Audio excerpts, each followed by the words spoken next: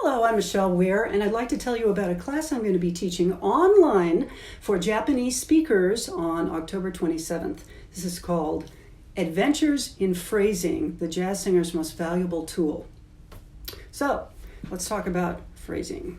Phrasing is really, really important. In my opinion, most great jazz singers are great at phrasing.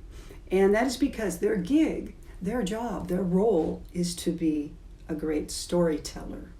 So the way they use phrasing and the pauses and the word stresses, etc., really comes into play. When people tell stories, we are communicating on an emotional level. We're wanting to be emotional ourselves and to invite in the listener an emotional response so that people feel stuff. And it's through our storytelling that a listener can develop sort of a belief, like a trust, like I believe you. I'm on board. I hear what you're singing about. I hear your story, and I believe it. And when that happens, you're opening the door for the listener to be vulnerable on an emotional level, and then they're receptive. They're more receptive to feeling something. And when people around you start listening to you and believing you and feeling something, that's it. That's kind of the name of the game. They can kind of fall in love with you because that's where our humanity really lies, And all of this truly connects with the idea of phrasing. And again, it's because words, lyrics, poetry, storytelling is all about the way we deliver the lyric. So that's what the class is all about. And I do truly believe that it's one of the most important tools for a jazz singer. In this class, we're going to deal with a few specific things. First, pronunciation, especially since this is for Japanese, native Japanese speakers.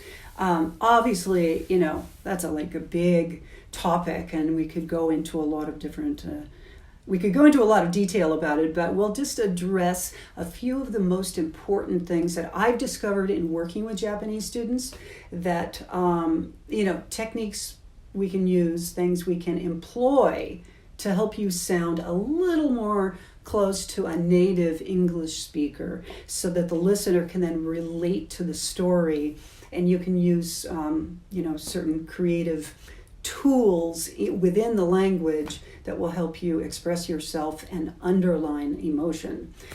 Secondly, we're going to talk about singing conversationally, just what that really means and how to do it.